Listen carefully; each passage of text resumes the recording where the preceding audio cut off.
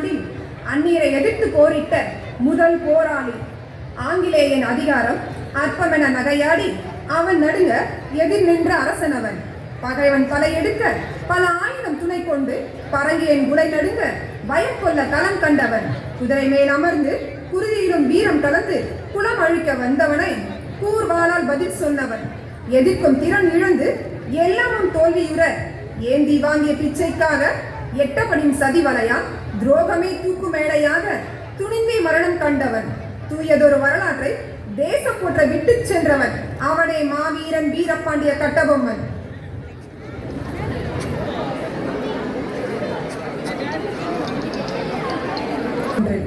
இடம் பாஞ்சாலங்குறிச்சி. பங்கு பெறுபவர்கள் வீரபாண்டிய கட்டபொம்மன், ஜக்கம்மா, ஊமைத்துறை, வெள்ளைத்தேவன். மக்கள் திருநெல்வேலியை சுற்றியுள்ள பகுதிகள் 72 பாளையங்களாக பிரிக்கப்பட்டிருந்தது. அதில் வீரபாண்டிய கட்டபொம்மன் தன் தந்தையின் மறைவுக்கு பிறகு பாஞ்சாலங்குறிச்சியின் 47வது பாளையக்காரராக அரியணை பொறுப்பை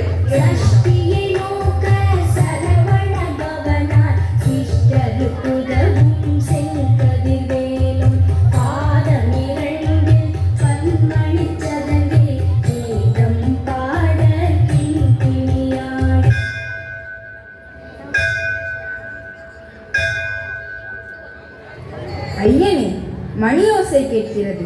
திருச்செந்தூரிலே முருகனுக்கு பூஜை நடக்கிறது போலும்.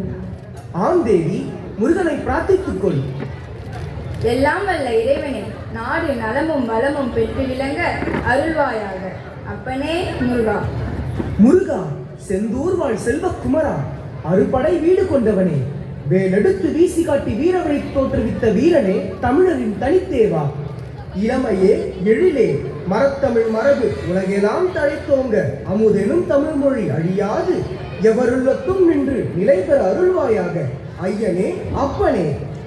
அப்பனே ஞான பண்டிதா, உனது அருளால் நாட்டில் நல்லாட்சி மலர, மக்கள் நோய் நொடி இன்றி வாழ உனது அருளையே எதிர்பார்க்கிறோம் முருகா. மக்கள் மகிழ்ச்சியே மன்னர் மகிழ்ச்சி. நாட்டின் பாதுகாப்பையும் மக்களின் நலனையும் இரு கண்கள் போல் போற்றுபவர் மன்னர். அதை காக்க நாங்கள் இன்னுயிரையும் கொடுக்க துணிந்தவர்களாகவே இருக்கிறோம். குறையாத வீரம் கொண்டு ஆட்சிக்கு துணையாகவும் படைக்கு பலமாகவும் தம்பிகள் இருக்கும் போது பயமேது நமக்கு. மாவீரன் வீரபாண்டிய கட்டபொம்மன் வாழ்க வாழ்க. மாவீரன் வீரபாண்டிய கட்டபொம்மன் வாழ்க வாழ்க. பங்கு பெறுபவர்கள் ஆர்காட் நவாப், கலெக்டர் பேரான். வீரபாண்டிய கட்டபொம்மன் அரியணை பொறுப்பை ஏற்ற அதே சமயத்தில் ஆங்கிலேய கிழக்கிந்திய கம்பெனியுடன் ஆர்காட் நவாப் கைகோர்த்து திருநெல்வேலியில் உள்ள சில பாளையக்காரர்கள் மீது போர் தொடுத்தார். அப்போரில் பாளையக்காரர்கள் தோற்றதால் அவர்களிடம் வரி வசூலிக்கும் அதிகாரத்தை பெற்றிருந்தார் ஆர்காட் நவாப். ஆனால் ஆங்கிலேய கிழக்கிந்திய கம்பெனி அளவுக்கு அதிகமாக நவாப்பிற்கு கடன் கொடுத்திருந்தார்கள். அதை திருப்பி தர முடியாத நவாப் தான் வரி வசூலித்துக் கொண்டிருந்த பாளையக்காரர்களிடமிருந்து வரி வசூலித்துக் கொள்ளும் அதிகாரத்தை அவர்களுக்கு கொடுத்தார். வாருங்கள் பிரபு, வாருங்கள். இருக்கட்டும் இருக்கட்டும், உங்கள் உபசரிப்பு கூறியிருந்தால் நானே வந்திருப்பேனே. கொடுத்த கடனை திருப்பி தர சொல்லி பலமுறை செய்தி அனுப்பியும் அதற்கேற்ற பதில் இல்லை. இதில் நீங்கள் நேரில் வருவதோ? இல்லை, சற்று இக்கட்டான சூழல், அதுதான். கொடுத்து விடுகிறேன், ஆனால் சற்று கால அவகாசம் வேண்டும். இயலாது. கடனை வசூல் செய்யுமாறு சென்னப்பட்டினத்திலிருந்து கவர்னரால் ஆணை பிறப்பிக்கப்பட்டுள்ளது. அதனால் கடனை வசூல் செய்யாமல் நான் இங்கிருந்து செல்ல மாட்டேன். என் நிலையை பற்றி புரியாமல் பேசுகிறீர்கள். இதை கடன் வாங்கும் போது யோசித்திருக்க வேண்டும். பணம் இருந்தால் கொடுக்க மாட்டேனா என்ன? பாளையக்காரர்கள் கட்ட வேண்டிய வரியை சரியாக கட்டாமல் பாக்கி வைத்துள்ளார்கள். வேண்டுமெனில் அவர்களிடமிருந்து நீங்கள் வரியை வசூலித்துக் கொள்ளுங்கள். அவ்வதிகாரத்தை நான் உங்களுக்கு தருகிறேன். Okay, good idea. இதை நான் கவர்னருக்கு தெரிவிக்குவேன். வருகிறேன். ஹெரானின் யோசனை ஏற்ற கவர்னர் மேடோர் வரி கட்ட வேண்டிய பாளையக்காரர்களிடம் வரி வசூலிக்கும்படி திருநெல்வேலி கலெக்டர் மேக்ஸ்வெல்லுக்கு ஆணையிடுகிறார். இடம் பாளையங்கோட்டை. பங்கு பெறுபவர்கள் பாளையக்காரர்கள், கலெக்டர் மேக்ஸ்வெல். மேக்ஸ்வெல் அனைத்து பாளையக்காரர்களிடமும் வரி வசூலிக்க வேண்டும் என்று பேராசை கொண்டு அனைத்து பாளையக்காரர்களையும் தன்னை சந்திக்க ஆணையிடுகிறார். பாளையக்காரர்களை ஆற்காடு நவாப் எங்களிடம் பெற்ற கடனையும் வட்டியையும் திருப்பி தரவில்லை. அதனால் பாளையக்காரர்கள் நவாபுக்கு கட்ட வேண்டிய வழியை இனி எங்களுக்கு கட்ட வேண்டும். நவாபிடமிருந்து அந்த அதிகாரத்தை நாங்கள் பெற்றுள்ளோம். நிறுத்து உன் பேச்சை. அந்நிய நாட்டவனுக்கு வரி கட்டுவதா? எவன் கடன் பெற்றானோ அவனிடம் சென்று வட்டியை வசூலித்துக் கொள். கடன் பெற்றவன் ஒருவன் வட்டி கட்டுவது இன்னொருவனா என்ன? இது மனத்தனமாக இல்லை? பஞ்சம் பிழைக்க வந்தவன் நீ வரி கேட்கிறாயா? அறுத்து விடுவோம் குரல் வலையை. பிழைத்தோம் என்று சென்று விடு.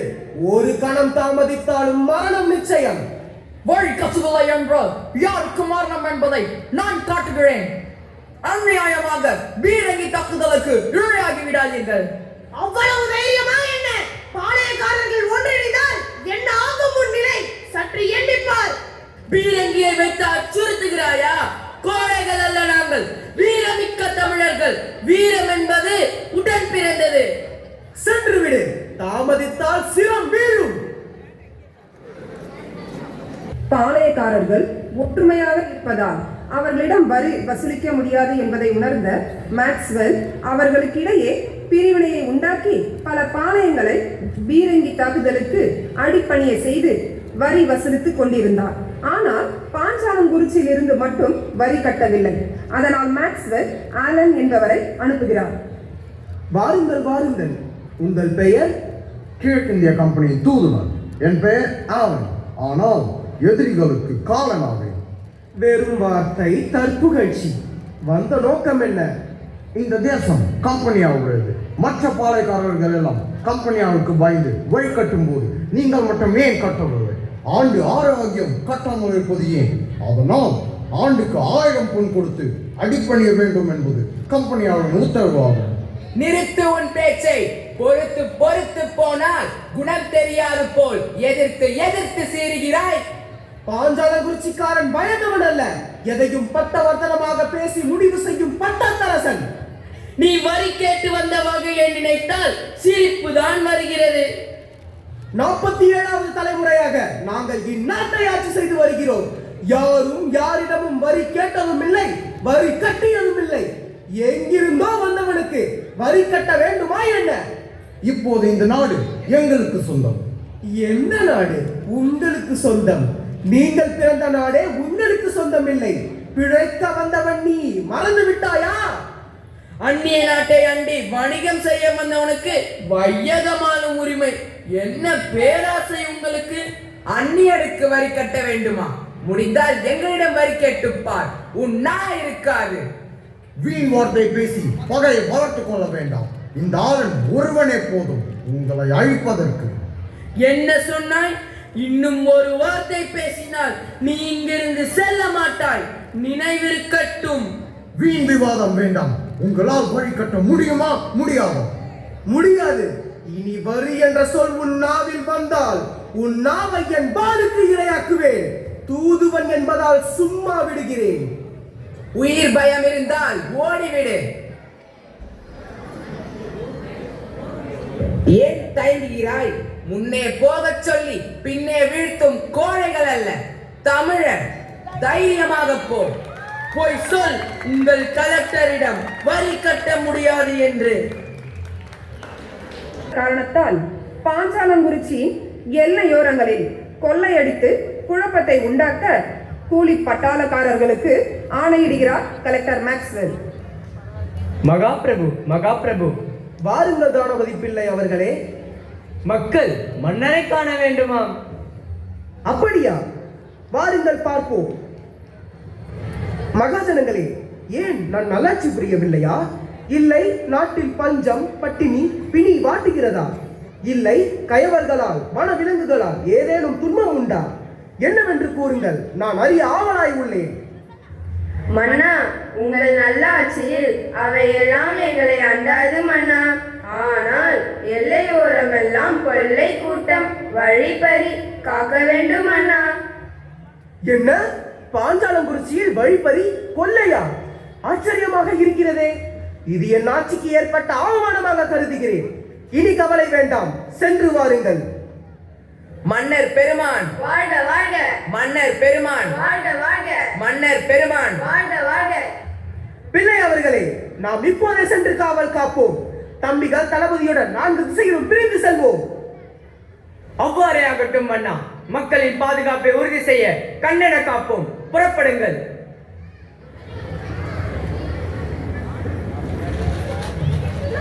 அவர்களை பிடியுங்கள்.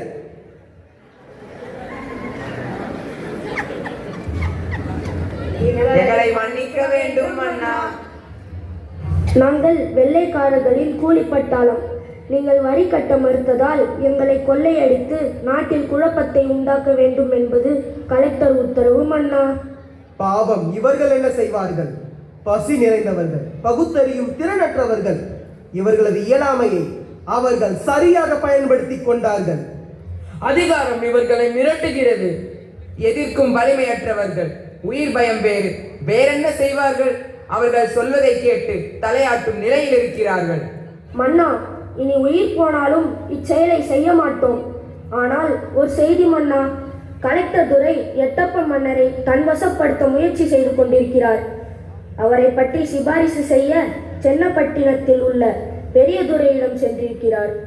நீங்கள் சற்று ஜாக்கிரதையாக இருக்க வேண்டும் மன்னா. நரிக்கூட்டத்தை சேர்ந்த வெள்ளைக்காரர்கள் மிகவும் கெட்டிக்காரர்கள். பக்கத்து வீட்டுக்காரனையே பகைவனாக்கி விடுவது அவர்களது சிறந்த அரசியல் தந்திரம். சரி, பார்ப்போம் அவர்களின் நரித்தனத்தையும். நீங்கள் புறப்படுங்கள். பங்கு பெறுபவர்கள் கட்டபொம்மன், ஊமைத்துறை, வெள்ளைத்தேவன்.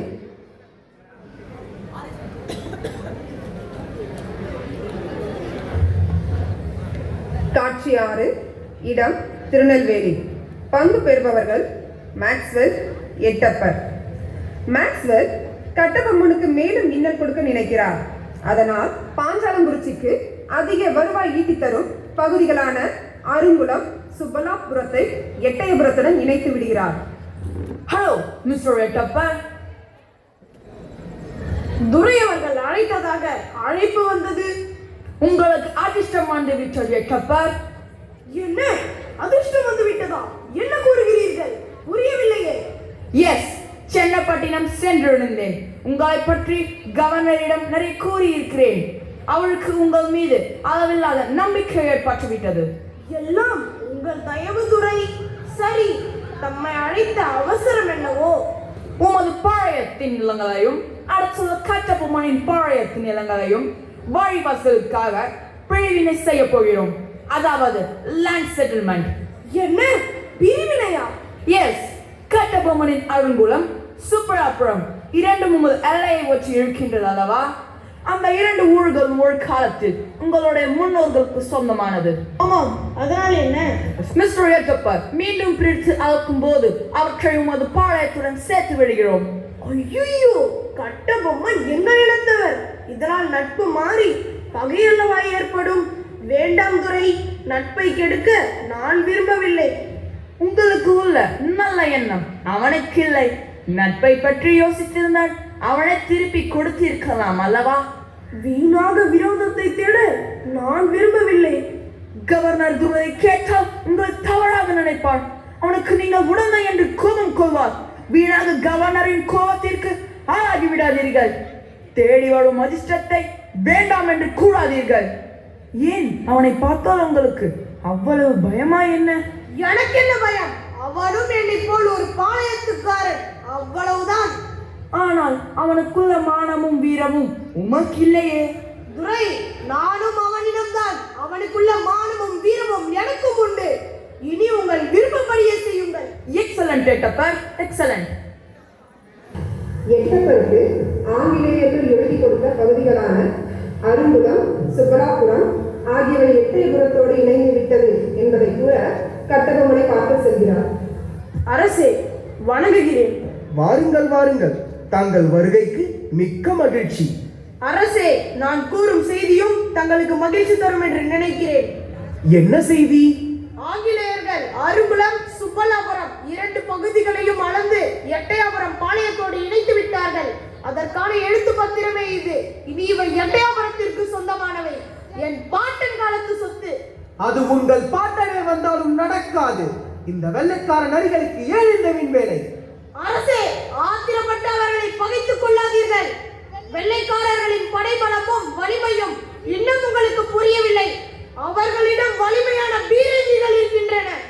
இதையெல்லாம் எடுத்து சொல்லத்தான் நீங்க வந்தீரோ எட்டப்பர்?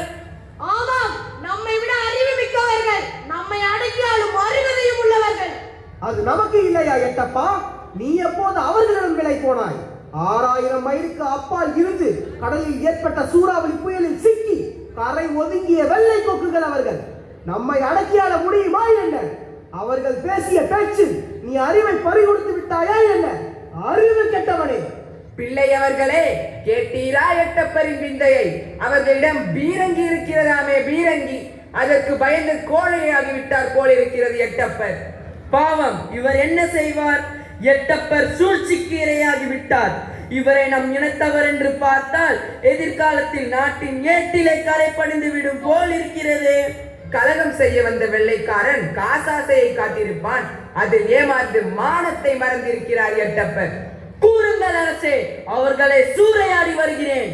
போதும், நிறுத்துங்கள் உங்கள் வீண் பேச்சை. நாடு பிடிக்க தலைப்பட்டு விட்டான் சீமைத்துறை.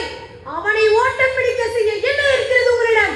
உங்களுடைய வாளும் வேலும் சாம்பலாகிவிடும் அவனுடைய பீரங்கிகளுக்கு முன்னால் என்பதை உணருங்கள். நான் செல்கிறேன். ஒன்றை மட்டும் கேட்டு செல்லட்டப்பா. தாய்மண் என்பது தாய்க்கு சமம். தாய் மண்ணை விட்டு கொடுப்பவன் பிணத்திற்கு சமம். நீ பிணத்திற்கு சமமானவன். எல்லோரும் சேர்ந்தனை அவமானப்படுத்தி விட்டீர்கள். என்னை பகைத்தும் கொண்டீர்கள். கம்பெனியாரின் துணை கொண்டு உங்களை ஓட ஓட விரட்டப் போகிறேனா இல்லையா என்று பாருங்கள். நான் வருகிறேன். காட்சி 8 பிறகு திருநெல்வேலியின் கலெக்டராக பொறுப்பேற்றிருந்த ஜாக்சன் துரையை அனைத்து பாளையக்காரர்களும் மரியாதை நிமித்தமாக பார்த்து சென்று விட்டார்கள். ஆனால் கட்டபொம்மன் மட்டும் செல்லாத காரணத்தால் அவரிடம் இருந்து கட்டபொம்மனுக்கு அழைப்பு வந்திருந்தது. வாருங்கள் பிள்ளை அவர்களே, வாருங்கள். மன்னா, புதிதாக பதவியேற்றுள்ள ஜாக்சனிடமிருந்து செய்தி ஒன்று வந்துள்ளது. அரசின் வழக்குப்படி அனைத்து பாளையக்காரர்களும் அவரை சந்தித்து மரியாதை செலுத்திவிட்டு சென்றார்களாம். நீங்கள் மட்டும் வராதது ஏன்? நாளை கெடுவுக்குள் சந்திக்க வரவில்லை என்றால் பாளையம் பறிக்கப்படும் என்று கூறியிருக்கிறார்கள் மன்னா. சரி, நாளை வந்து பார்க்கிறோம் என்று செய்தி அனுப்பிவிடுங்கள் பிள்ளை அவர்களே. இது அதிகாரி நகண்டலை காட்டுகிறது. அவர்களை நாம் பார்ப்பது அவ்வளவு அவசியமா என்ன? அண்ணா, மரியாதை கொடுக்க தெரியாதவர்களுக்கு நாம் கொடுக்கும் மரியாதையை ஏற்க தெரியுமா என்ன? பகையுள்ளத்தோடு அழைப்பு வந்துள்ளதா இல்லை நட்பு உள்ளத்தோடு அழைப்பு வந்துள்ளதா என்று சென்றுதான் பார்ப்போம். வேண்டாம் அண்ணா, இது என்ன மதியினம்? தாங்கள் துணிந்து செல்வது சரியென்று எனக்கு தோன்றவில்லை. அண்ணா, நாடு விட்டு நாடு வந்து பிழைக்கும் அந்த நாடோடியை பார்க்க வேண்டுமா என்ன? வேண்டவே வேண்டாம். அவனுக்கு பிரியம் இருந்தால் அவன் நீங்க வந்து பார்க்கட்டும். இளவரசே, தாங்கள் கூறுவது சரிதான். ஆனாலும் புதிதாய் வந்தவருக்கு நம் நிலையை புரிந்து கொள்ள முடியுமா என்ன? நாம் சென்று பார்த்தால் நம் பெருமை குன்றிவிடாது. அதுவும் சரிதான். ஆனால் நாம் மிக எச்சரிக்கையாக செல்ல வேண்டும். சரி சரி, நாளை புறப்பட தயாராகுங்கள்.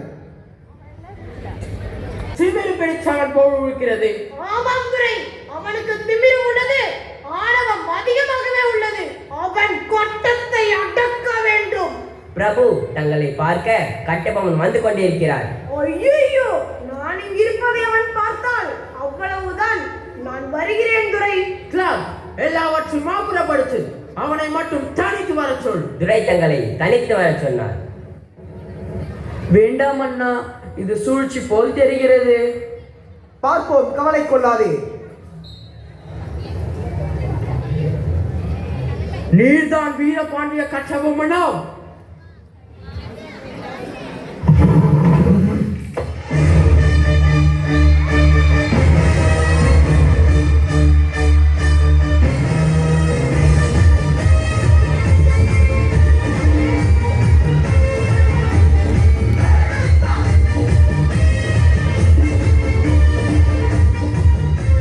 ஜாக்சன் துரை என்பவரோ? வெகு தூரம் வந்துவிட்டில் போல் இருக்கிறது. நட்பு விரும்பி அழைத்ததாக அறிகிறேன். நட்பு வேண்டும், ஆனால் அதற்கேற்ற நடத்தவில்லை உம்மிடம். கற்றுக் கொடுக்கும் இனம் தமிழினம், ஆனால் நீவீர் கற்றுக் கொடுக்க முயற்சிப்பது அழிவினம். நான் உமக்கு பல கடிதங்கள் அனுப்பியும் அதற்கு சரியான பதில் எழுதவில்லை. ஏன்? பதில் எழுத வேண்டியதற்கு மட்டும் எழுதியிருக்கிறேன். இன்னும் உன்னிடம் இருமாப்பு ஆகியவில்லை. அது உடன் பிறந்தது. உன் மீது குற்றம் சுமத்துகிறேன். என்னவென்று? கட்டபொம்மனுக்கு சொந்தமான அருங்குளம் சுப்பலாபுரத்தை எட்டப்பனுக்கு எழுதி கொடுத்தீர்களே அதுவா? இல்லை, எங்களை திருநெல்வேலிக்கு பார்க்க வர சொல்லி குற்றாலம், சிவகிரி, சேற்றூர், பவானி, பள்ளிமடை, கமுதி என அழைவிட்டீர்களே அந்த குற்றமா? எடுத்துரைத்தால் கணக்கு இறங்காது. எண்ணிக்கை தெரியாத குற்றமா என்ன? எனக்கா எண்ணிக்கை தெரியாது? திருமணி பிடித்தவனே, சொல்கிறேன் கேள். உன் நிலத்தில் உழைச்சலுக்கு கிஸ்தி கொடுக்கவில்லை, திரை செலுத்தவில்லை, வெகு காலமாக வரியும் கட்டவில்லை, இந்த பாக்கிக்கெல்லாம் வட்டியும் செலுத்தவில்லை.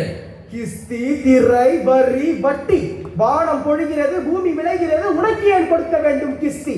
எங்களோடு வயலுக்கு வந்தாயா, ஏர் பிடித்தாயா, ஏற்றம் நிறைத்தாயா, நீர்ப்பாய்ச்சி நெடுவயல் நிறைய கண்டாயா, நாட்டு நட்டாயா, களை வலித்தாயா, கழனிவாழ் உழவருக்கு கஞ்சி நிலையம் சுமந்தாயா, அல்லது அங்கே கொஞ்சி விளையாடும் எங்குல பெண்களுக்கு மஞ்சள் அரைத்து வழி புரிந்தாயா, அல்லது நீ எனக்கு மாமனா மச்சானா? மானம் கெட்டவனே, எதற்கு கேட்கிறாய் திரை? யாரை கேட்கிறாய் வரி? போர் அடித்து நெற்குவிக்கும் மேலிடத்து உழவர் கூட்டம் பரங்கியர் உடலையும் போர் அடித்து தலைதனை நெற்கதிர்களாய் குவித்து விடுவோம், ஜாக்கிரதை. யாரை மிரட்டுகிறாய்? அடங்கியவன் என்று நினைத்தாயா?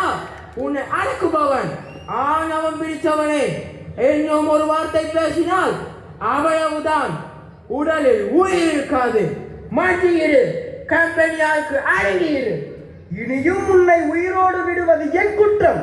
துடிக்கிறது மீசை, அடக்கு அடக்கு என்று நட்பு நாடி வந்த உறவு முறை தடுக்கிறது என்னை. மீசை முழுக்குகிறாயா? அது ஆபத்திற்கு அறிகுறி. உன்னை சிறையில் அடைக்க உத்தரவிடுகிறேன். முடிந்தால் வர சொல் பார்க்கலாம். Soldiers, catch him! Attack! Attack!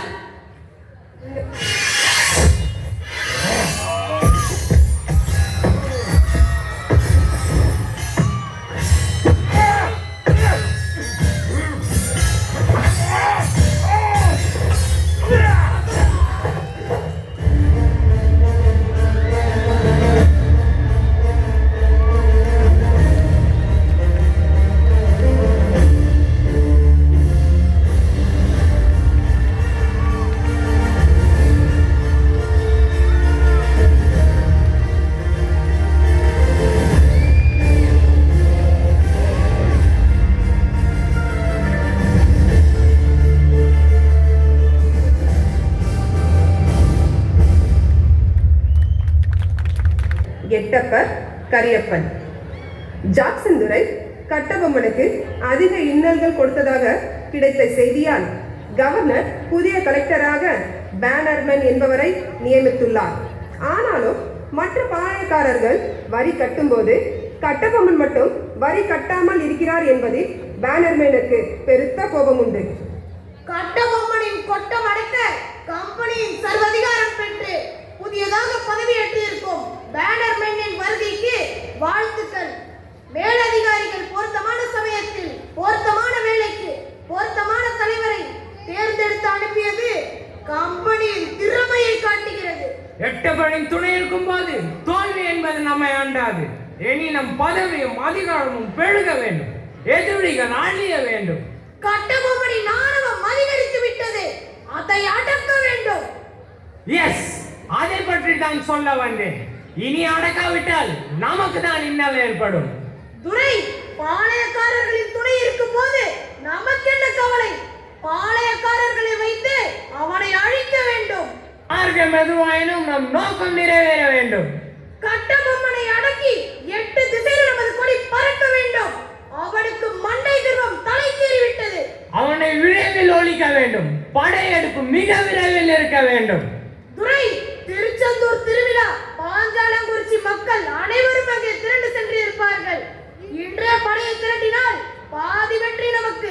Good idea. வேண்டாம் துரை, இது அநீதி, அகங்காரம். படையெடுப்பிற்கு முன் தூது அனுப்ப வேண்டும், அதுதான் நீதி. அது உங்கள் நாட்டு பழக்கம், எங்கள் நாட்டு பழக்கம் அல்ல. தர்மம், நீதி, நியாயம் இதையெல்லாம் பார்த்தால் எதிரியை அழிக்க முடியாது. திடீர் தாக்குதல், எதிரி அழிய வேண்டும், அவ்வளவுதான். துரை, அது Shut up! Get out from here! எட்டப்பர், இன்று இரவோடு இரவாக போரை தொடுப்போம். இருக்கும் சேனைகள் போதுமா, இல்லை புதியதாக சேனைகளை வரவழைக்கட்டுமா? எதிரி அழிய வேண்டும், அனைத்து சேனைகளும் வரட்டும். உடனே உத்தரவிடுகிறேன் துரை. நான் வருகிறேன். ஒற்றன் கரியப்பன் பேனர் மேலும் எட்டப்பரும் தீட்டிய திட்டத்தை கட்டபொம்மனிடம் கூறுகிறார். மன்னா, பேனர்மேன் இரவோடு இரவாக படையை திரட்டி வருகிறார். நான் எவ்வளவோ தடுக்க முயற்சித்தேன். என் வாயை அடக்கிவிட்டார்கள். பாஞ்சால மக்கள் திருச்செந்தூர் சென்றுள்ளனர். இதுவே சரியான சமயம் என்று எட்டப்பர் உளவு கூறினார். நாட்டை காக்க வேண்டும் மன்னா. அமுதும் விஷமும் ஒரே இடத்தில் தான் விளைகிறது. அழகும் அழிவும் ஒரே இடத்தில் தான் பிறக்கிறது. அதுபோல எட்டப்பரும் கட்டபொம்மனும் ஒரே மண்ணில் தான் பிறந்துள்ளனர். என்ன செய்வது? ஒற்றனுக்கு உள்ள நாட்டுப்பற்று கூட அவனுக்கு இல்லாமல் போய்விட்டது. நயவஞ்சகன் தாய் மண்ணின் அருமை தெரியாமல் அடிமையாகி விட்டான். அண்ணா, நாங்கள் போருக்கு தயாராகத்தான் இருக்கிறோம். பிறகு என்ன? போர் முரசு கொட்டட்டும், பாசறை நிறப்பட்டும், கோவிலுக்கு சென்றவர்கள் திரும்பட்டும். புறப்படுங்கள். வெற்றிவேல்! வெற்றிவேல்!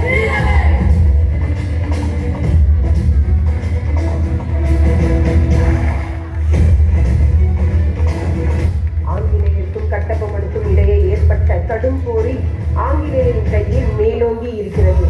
அவர்களிடம் உள்ள நவீன ஆயுதங்களுக்கு ஈடு கொடுக்க முடியாமல் கட்டபொம்மன் தோற்கின்றார். அப்போரில் வெள்ளைத்தேவன் வீர மரணம் அடைகிறார். தாக்குங்கள்! எதிரி அழிய வேண்டும்.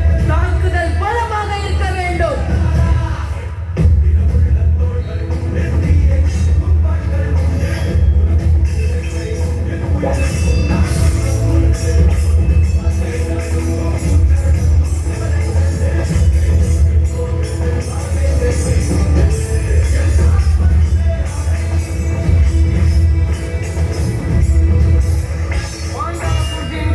மண்ணோடு மண்ணாக்கி விடுங்கள். Attack! Fire!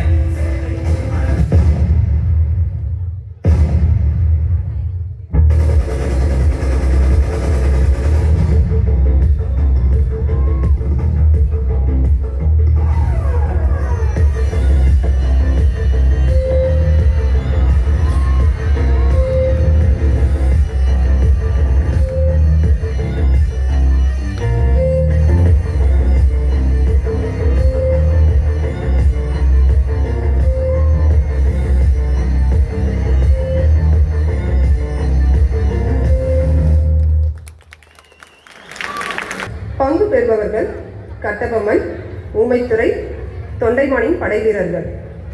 தொண்டைமானின் படைவீரர்கள் கட்டபொம்மன் புதுக்கோட்டையில் பதுங்கி இருப்பதை அறிந்து புதுக்கோட்டை அரண்மனை. பங்கு பெறுபவர்கள் விஜய ரகுநாத தொண்டைமான், சேனாதிபதி. ஆங்கிலேயரின் பீரங்கி தாக்குதலுக்கு ஈடு கொடுக்க முடியாததால் கட்டபொம்மன் கோட்டையை விட்டு வெளியேறி தப்பித்து செல்கிறார். மன்னா, கம்பெனியாரிடமிருந்து செய்தி வந்துள்ளது. என்ன செய்தி? தெற்கு சீமையின் கலெக்டர் லூசிங்டன் அனுப்பிய செய்தி. தப்பி ஓடிய கட்டபொம்மன் நமது எல்லைக்குள் மறைந்திருப்பதாகவும் உடனே அவர்களை பிடித்து கம்பெனியாரிடம் ஒப்படைக்க வேண்டுமா? என்ன? கட்டபொம்மனை பிடித்து கொடுக்க வேண்டுமா? அவன் நம்மிடத்தவன். இது எப்படி சாத்தியமாகும்? இல்லையெனில் அவர்கள் நம் பாளையத்தின் மீது போர் தொடுப்பார்கள். வரட்டும் வரட்டும், பாளையக்காரர்கள் சார்ந்தவர்கள் இல்லை என்பதை உணர வைப்போம். மன்னா, சற்று நம்முடைய நிலையையும் சிந்திக்க வேண்டும். கம்பெனியார் மந்திரி தானபதி பிள்ளையை தூக்கிலிட்டு தலையை மட்டும் முச்சந்தில் மாட்டி வைத்துள்ளார்கள். சற்று யோசிக்க வேண்டும். என் ஆணவம் அவனுக்கு கொடுமையும் கொடுமையாக இருக்கிறதே. மன்னா, அவர்களிடம் உள்ள பீரங்கியால் அனைத்து பாளையக்காரர்களும் அடிபணிந்து விட்டார்கள். நாம் மட்டும் எம்மாத்திரம். ஏன் அவனை நாம் பகையனாக்கிக் கொள்ள வேண்டும்? சற்று எண்ணி பாருங்கள். நீங்கள் சொல்வதும் சரிதான். சற்று யோசிக்க வேண்டிய விஷயம்தான். கம்பெனியாரை பகைத்துக் கொண்டு நம்மால் ஆட்சி செய்ய இயலாது. அதனால் உடனே நம் படைகளை திரட்டி கட்டபொம்மனை கண்டுபிடித்து கம்பெனியாரிடம் ஒப்படைத்து விடுங்கள். அப்படியே ஆகட்டும் மன்னா.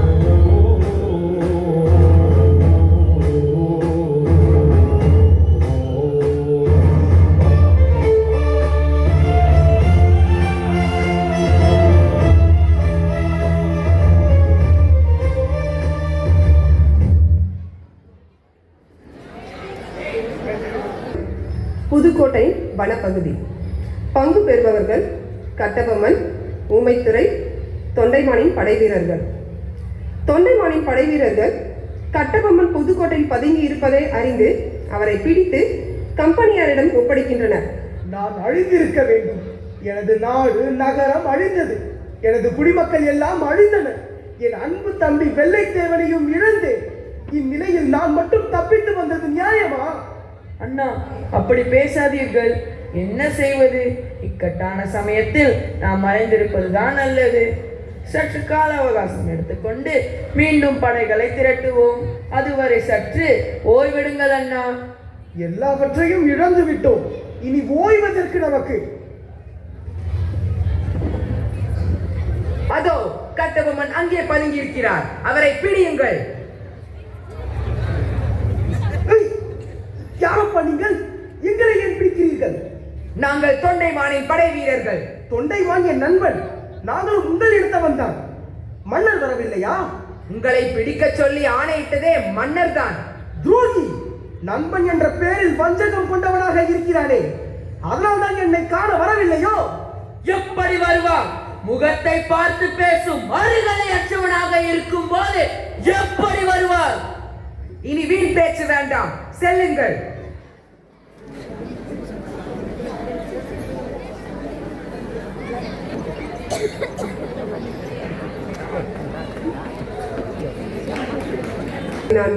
இடம் கயத்தாறு. பங்கு பெறுபவர்கள் கட்டபொம்மன், பேனர்மேன், எட்டப்பர், பாளையக்காரர்கள். கட்டபொம்மனையும் ஊமைத்துறையையும் பிடித்து கம்பெனியாரிடம் ஒப்படைத்ததும் பேனர்மேன் ஊமைத்துறையை சிறையில் அடைக்கிறார். கட்டபொம்மனை கயத்தாறு அழைத்து செல்கிறார்.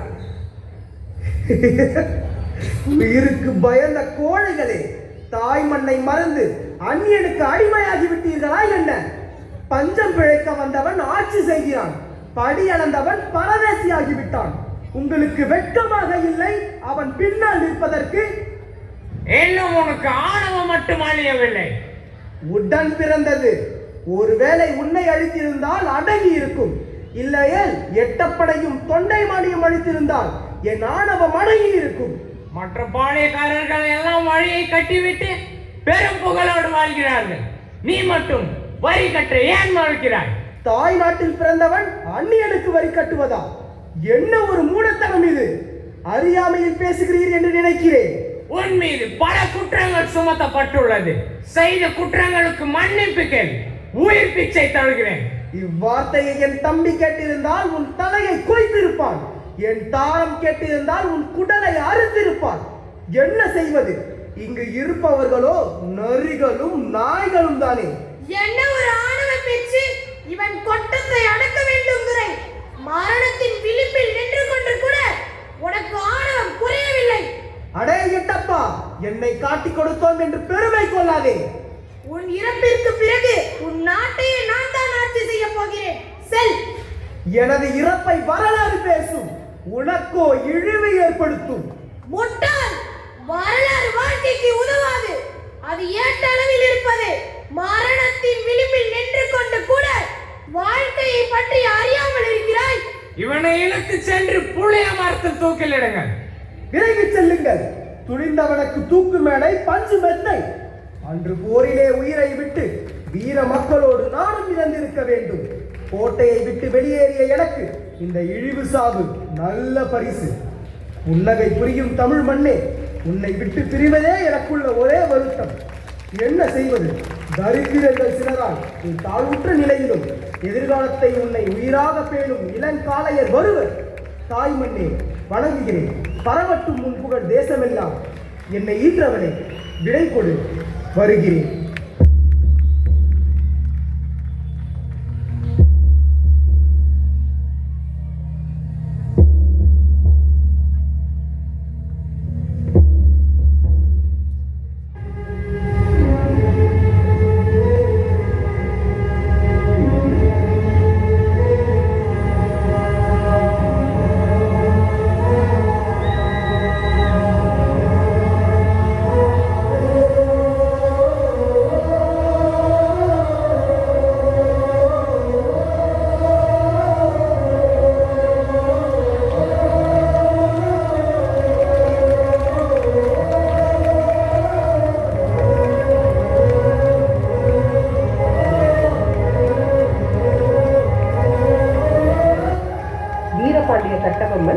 அக்டோபர் 16, 1799 அன்று பொதுமக்கள் முன்னிலையில் தூக்கிலிடப்பட்டார். அவரது தியாகம் நிகழ்வாக விளங்கியது. பல நூற்றாண்டுகள் கடந்த பின்பும் இன்றும் தமிழர்களின் மனதில் வீரமிக்க இறையாண்மையின் சின்னமாகவே வாழ்ந்து